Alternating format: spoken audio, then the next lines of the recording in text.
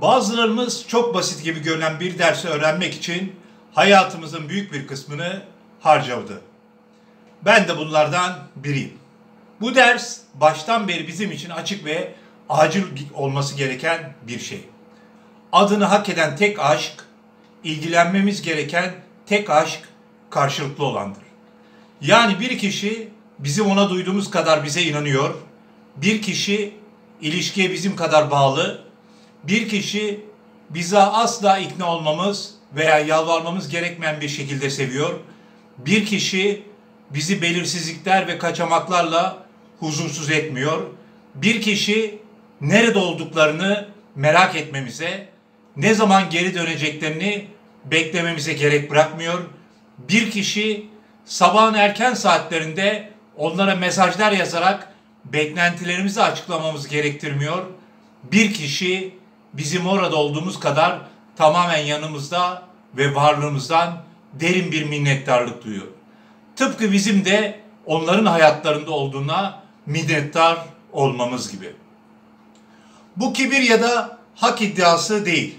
Fazla talep etmek de değil. Bu ihtiyaçlılık asla değil. Bu duygusal karşılıklığın temel bir yasasıdır ve tuhaf ya da itici geliyorsa tek sebebi henüz bize neyin hak olduğunu öğrenmemiş olmamızdır. Çünkü çok eksik bir yerden gelmişizdir. Çünkü erken yaşta kendimizi küçümsemeyi öğrenmişizdir. Bu temel ve haklı karşılığın yerine hangi saçmalıkları kabul edebildiğimizi bir düşünün.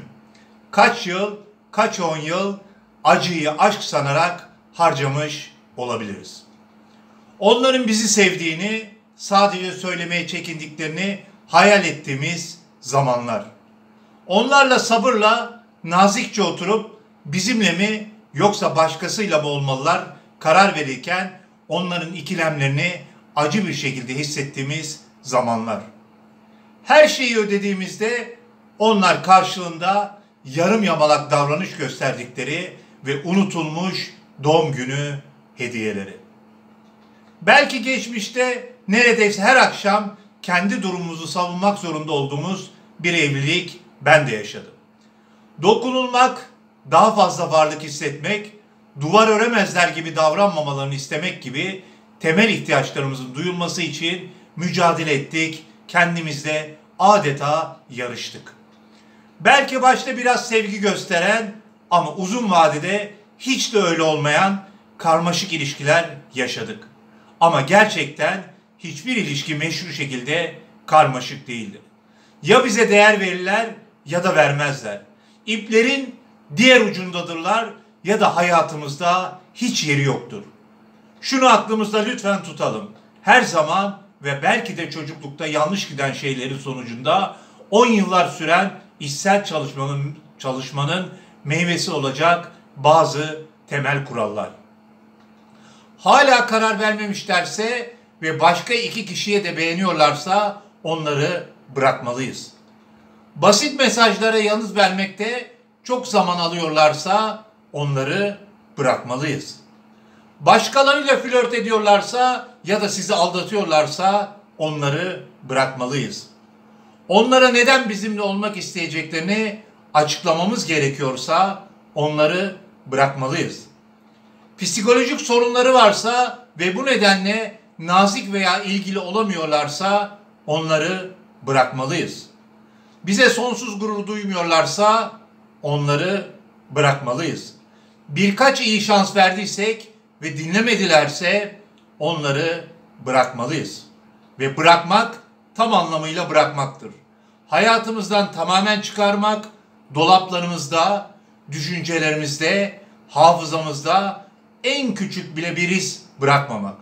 Duygusal zehirlerini tamamen atmak demektir. Karmaşık bir etken olabilir ama sadece bir etken, evli olmamız, yıllarımızı vermiş olmamız, cinsel olarak uyumlu olmamız, onları çekici veya zeki bulmamız. Bunların hiçbiri aşk demek değildir. Bazen bunu fark etmeyebiliriz çünkü çocukluğumuz duygusal mekanizmalarımızı karıştırmış olabilir. Bize öğrettiği şey sevmek acı çekmektir. Sevmek hasarlı birini ikna etmeye çalışmaktır. doğru ilişkide olacağımız tek zaman göz ardı edildiğimiz, huzursuz ve sert değerlendirildiğimiz zamandır. Gerçek aşk tam ikna olmadığımız birinden gelmelidir. Artık kendimizi işkence etmeyi ve terk etmeyi göze almalıyız. Alamayız. Kendi yanımızda durmamız gerekir. Kendimizi küçük görme zamanı çoktan geçti. Çoğu insan bizi harika bulmayacak. Bu tamamen onların hakkı. Biz sadece yanlış kişileri sevilecek kişilerle karıştırmamamız gerektiğini artık bilmeliyiz. Kendi aklımızı yeterince büyütmeli ve gerçek bir dostu bulmamıza, tutmamıza ve ona değer vermemize izin vermeliyiz. Bu bir talep değil, kırılganlık da değil. Sevdiğimiz yerde sevilmeyi hepimiz hak ediyoruz. Daha azı romantik değil, kendini terk etmektir. Ve bunu olduğu gibi görmeliyiz. Hak etmediğimiz bir hayal kırıklığının mirası. Aşkı ancak şunu anladığımızda anlamış olacağız. Duygu tek taraflı fedakarlıkla ilgili değildir. İki insanın birbirlerini tanımaktan sürekli kutsanmış hissettikleri ve birbirlerine sonsuz özen gösterdikleri ilişkidir. Ve işte o zaman sonunda evimizdeyiz.